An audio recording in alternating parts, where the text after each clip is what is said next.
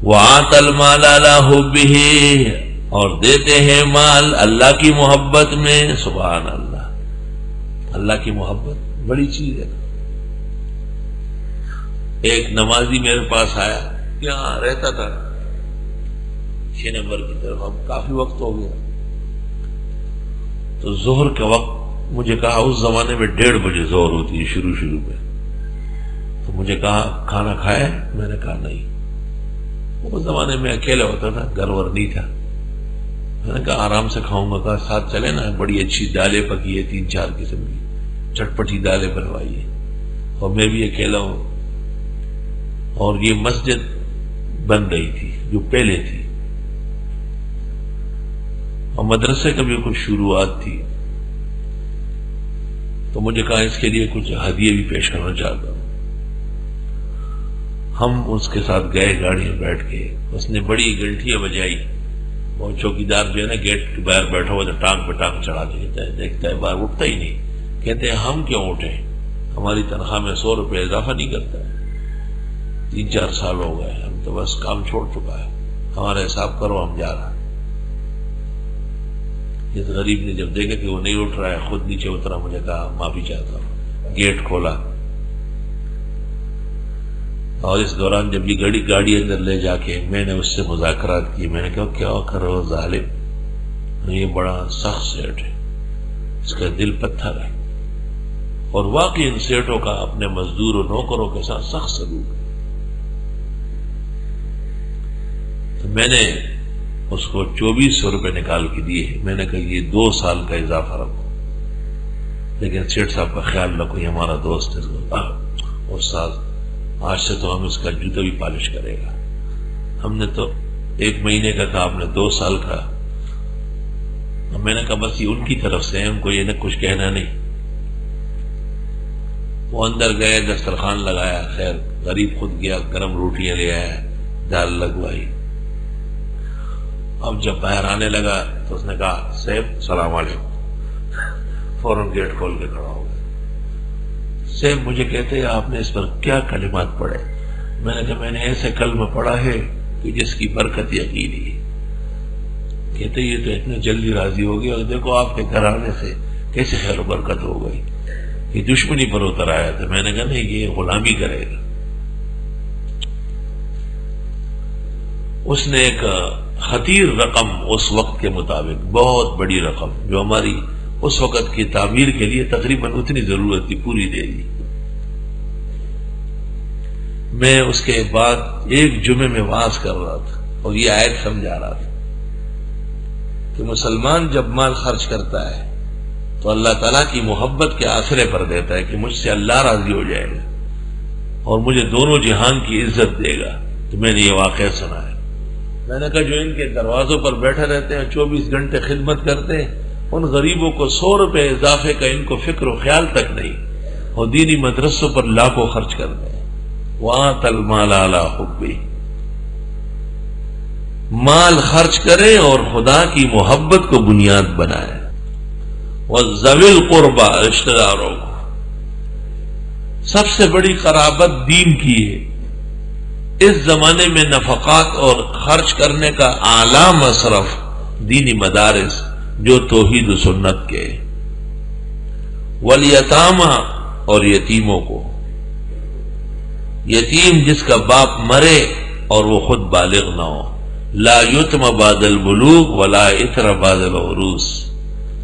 بلوغ کے بعد کوئی یتیم نہیں رہتا اور شادی کے بعد اثر کا کوئی مزہ نہیں ہے. والمساکین، اور مسکین نادار مسلمانوں کو. وابن السبیل، اور مسافروں کو.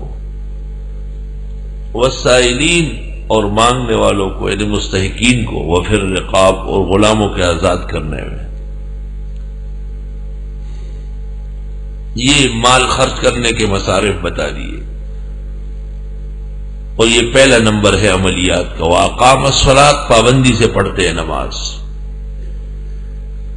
اقام یقیم میں یہ بات بھی داخل ہے کہ سنت اور مستحب کا خیال رکھتے. جن نمازوں سے پہلے سنن ہے پابندی سے پڑھتے، جن کے بعد سنتیں ہیں پابندی. یہ اقامہ ہوگا. صرف صلی نہیں فرمایا کہ بس فرض پڑھ لی. وآت الزکاۃ، اور دیتے ہیں زکات بھی۔ دیکھو پہلے فرمایا مال خرچ کرتے ہیں، پھر فرمایا زکات بھی۔ زکات تو فریضہ ہے، ہر شخص کو تم زکات دو گے، ماں باپ کو زکات دے سکتے ہو۔ اور دنیا ایک باقاعدہ ایک آدمی نے عجیب غریب سوال کیا، اس نے کہا میری بیٹی پر زکات فرض ہو گئی ہے، اس کے پاس سونا ہے، لیکن وہ زکات نکال کے اس کی دینی کتابیں خریدنا چاہتی ہے۔ یہ دیکھو، اس کی مثال ایسی ہے جیسے میں کہوں کہ زکات میرے اوپر فرض ہے، بس یہاں سے نکال کے سینے والی جیب میں ڈال دوں گا۔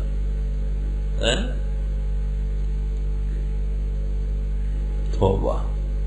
اور یہ ایک علم کی کمی کی وجہ ہے۔ ہمارے ہاں ایک بزرگ جب فوت ہو گئے، 72 سال عمر تھی اس کی، جب اس کو یہ پتہ چل گیا یہاں کہ اولاد کو زکات نہیں دی جا سکتی، ماں باپ کو نہیں دی جا سکتی، دادا دادی نانا نانی پوتے نواسے ان کو زکات نہیں دی، ان کا تو حق ہے، اگر ضرورت ہے تو پوری کرنی پڑے گی، زکات کیوں دیں گے؟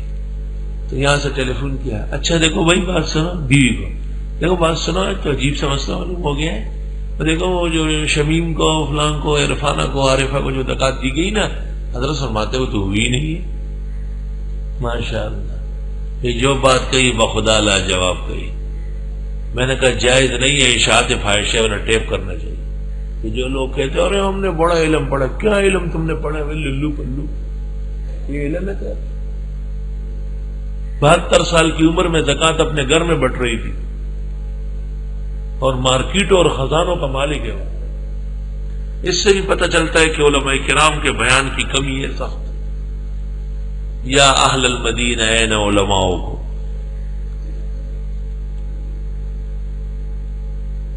استغفر اللہ۔ مسائل ضبط کرنا اور سمجھنا اور زندگی پر نافذ کرنا یہ مومن کا فرض ہے۔ طلب العلم فریضۃ کا یہ مطلب ہے کہ جو زندگی گزارنے کے اصول اور اسلامی مسائل ہیں ان کا ضبط کرنا ضروری ہے۔ زکوٰۃ فرض کس پر ہے؟ مسلمان پر، عاقل بالغ پر۔ بچے کے مال میں زکوٰۃ نہیں ہے۔ زکوٰۃ فرض کب ہوتی ہے؟ سال گزرنے کے بعد۔ زکوٰۃ اس وقت فرض ہوتی ہے جب نصاب پورا ہو، ہر چیز کا نصاب مستقل ہے۔ سونے کا نصاب صرف سونے کی حد تک ہے، اور بقیہ اشیاء عالم کے لیے چاندی فضہ کو بنیاد بنایا ہے۔ اس زمانے میں بڑی مشکلات یہ پیش آئی کہ یہ گھروں کے اندر عورتیں کام کرتی ہیں اور ان کے پاس 2-2 3-3 4-4 تولے سونا ہے، اپنے لیے اپنی بیٹیوں کے لیے بناتی ہے۔ اب سیٹانیاں ان کو زکوٰۃ دیتی ہے، زکوٰۃ ہوتی نہیں، کیونکہ 1 تولہ سونا 8,000 روپے کا ہے، اور 52.5 تولے چاندی مشکل سے 6,000 کی۔ تو جس کے پاس 1 تولے سونا ہے وہ مستحق کے زکوٰۃ نہیں ہے، وہ لے نہیں سکتی۔ اس وقت کے مفتیوں کے خیال میں تو وہ دے گی کیونکہ چاندی کا نصاب مکمل ہے۔ میرا ان سے اختلاف ہے، مولانا حسن جان نے بھی میری تائید کی ہے۔ میں نے کہا نہیں، سونے کا زکوٰۃ سونے کے نصاب پر آئے گی۔ اگر اور چیزیں ہو تو اس کے ساتھ ضم ہو سکتا ہے، لیکن اکیلے سونے کو چاندی نہیں بنا سکتے۔ یہ اسلامی اصول اور مصطلحات کا قلب ہے جو ناجائز۔ احتیاط امر آخر ہے۔ وآت الزکاۃ،